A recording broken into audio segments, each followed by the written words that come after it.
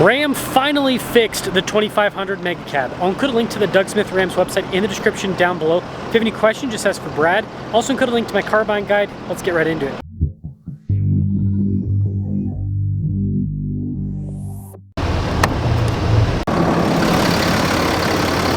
Under the hood is the high output Cummins. It's a 6.7 liter turbo diesel inline 6. It goes through an 8-speed. It produces 430 horsepower and then 1,075 pound-feet of torque. I'm trying to hit 500,000 subscribers before the end of the year. I'd really appreciate it if you'd help me out with that. This one's equipped with a night edition, so you've got the cool venting there on the hood. The new split light design. Notice the headlight bezel's blacked out. The grille is also blacked out.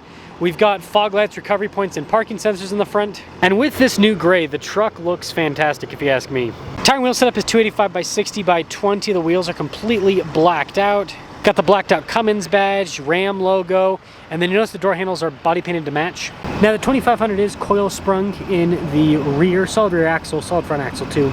Now with the Mega Cab Laramie, you can only get it with a 6'4" box, and apparently you can only get it with the Cummins now.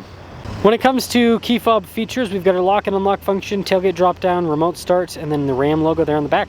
LED bed lights, we've got an outlet here, and then we have bed liner as well. And so it's pretty much set up for doing truck stuff. Tailgate's light, so that's great. Got the Ram logo there on the back. And by the way, towing on this, mid-15s. That is going to cap things off for the exterior of this truck. Let's now check out the interior. You got nice soft touch and stitching there, suede trim on the door panel with some wood trim. The Laramie gets the upgraded seats. They have more suede on them, nice piping. They're perforated down the center. And this one has the power running boards. Now you can recline the seat with that function. If you pull this lever here, and I don't have it fully down, but you can fold the seat pretty flat with the Mega Cab, and there is a bit of storage behind the seats with the Mega Cab. Legroom in the back is good. We have a little storage pocket, cup holders here in the rear. We also have heated seats, USB ports, and an outlet. And then there's good headroom in the back of the Mega Cab. Keyless entry for up front. Let's pop in. Blind spot monitoring with the mirrors. This also comes equipped with memory seats. And then with the mirrors, you get a bunch of functions, so you can power fold them in and out. You can also power extend them in and out and adjust the mirrors with power function. And then the windows are automatic. And of course, there's more nice trim on the front door panel. Now this has the updated 11,040 pounds of gross vehicle weight rating. So with the Mega Cab, you have 2,700 pounds of payload, making this truck actually usable now. Laramie there on the front seat, again perforated down the center. You've got power adjustments with lumbar support on the side too. And let's fire it up. Soft touch all around the steering wheel with radio controls on the back. We've got our adaptive cruise control here on the front with our gear limiter feature down below. And then we have controls for the center stack there on the left-hand side. And yes, still got a column shifter. Full digital gauge cluster in the center. Nice part about this is it's very customizable. You can change exactly what is displayed, and then you even have a little digital view. But yeah, it's easy enough to use. Surprisingly, this one doesn't have a 360. It just has the backup cam and the bed cam. But it does have the new larger screen, which I think is kind of pointless because you basically just add items into the screen that don't need to be, like the parking sensors, diesel exhaust brake, trailer brake controls. It's just pointless, wasted space if you ask me. Just keep the other screen. Anyways, it does respond at a decent pace, but it can be somewhat slow. Has heated and ventilated seats with this Laramie package, dual zone climate too. This truck is equipped with a part-time 4-wheel drive system and a 2-speed transfer case. Got some USB ports and phone charging pads down below the whole screen setup, outlet to sliding center console. It's the benefit of a column shifter, so it's got plenty of space here. There's nice trim on the top. You've got the 2 glove boxes for more space. Laramie there on the lid. Regular rear view mirror, and then the rear window does open up via power. 2026 Laramie Mega Cab Night Edition, $88,400. Let's see how this truck performs. Set off in the Mega Cab that's finally useful, right? Because back in the day, which was not too long ago, you used to have to choose between having people or stuff in your Mega Cab.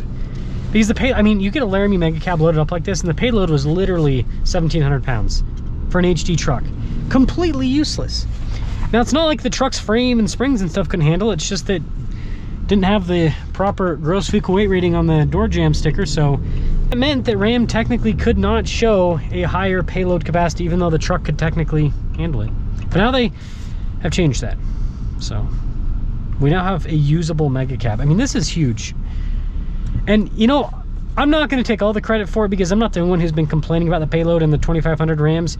I think that all of us together consistently complaining every single year and people not going and buying 2500s because of the low payload, Like, this is what pushed Ram to make the change finally, right? They for years and years, they just let things kind of go by the wayside with the payload. And then everyone's like, no, we need more payload. Chevy gives you more payload. Ford gives you more payload. What the heck, Ram? And then, you know, you see us, I mean, I don't know if you guys remember, but like 2500s were piling up on Ram lots. Like, they had a day supply of, I think it was like 600-700 days. They weren't selling at all. And so Ram's finally like, okay, we'll fix the payload, right? So I think it goes to show you that being persistent in what you want as a consumer, right? Because the customer's not always right, but the customer's usually right. It pays off. And now you have a 2500 with good payload, and that means that we have a diesel truck that is incredibly smooth to drive on road. Again, this is unloaded, and it, you know, you get a little bit of bounce because it's still an HD vehicle, but this is not bad at all. And the new Cummins is, this new setup's supposed to be pretty reliable. They've updated, again, they've got the new transmission, so it should finally have a reliable transmission. And they've changed a few things under the hood to make the engine more reliable. And that's one of the things is, you know, when you look at the 25s and 26 Rams, and again, this more applies to the 26 because the 25s, unless you get like a late 25, didn't have the updated payload. You have to look at the door jam sticker, make sure to look at that. And you can still get a 26 with the 10,000 gross vehicle weight rating, which means you have the lower payload. You gotta make sure it's got the 11K. So this doesn't seem like that crazy of a change, right, on the surface, but what they did is they made the truck a lot more reliable. And this is something I'm noticing across the auto industry now, is automakers are kind of realizing that people are okay with the current tech and the power and all this other stuff the vehicles have. They just want more reliability. So I'm glad that Ram actually made that somewhat of a focus with this. I think in the short term it might not show much, but I think in the long term it will pay off. I think in the long term it will pay off with more truck sales overall. So yeah, the Mega Cab drives great. I mean, this is like the most comfortable Ram HD by a long shot. Because of the longer wheelbase, because of the coil sprung setup, and then, you know, you get like a Laramie or something like this, and it's a nice truck. It's expensive though. But the way that I look at this is the Mega Cab now, as it sits, is a family vehicle plus a tow rig plus a daily driver. This is the vehicle where you spend, again, like over 80 grand on it, which is a ton of money, but it does everything for you. This is like the one vehicle does it all. You don't have to get a daily driver on the side. You don't have to get a tow truck on the side. You don't have to get a Suburban or whatever. I mean, unless you have a ton of kids. Most people don't have that many kids though anymore. So it really does it all.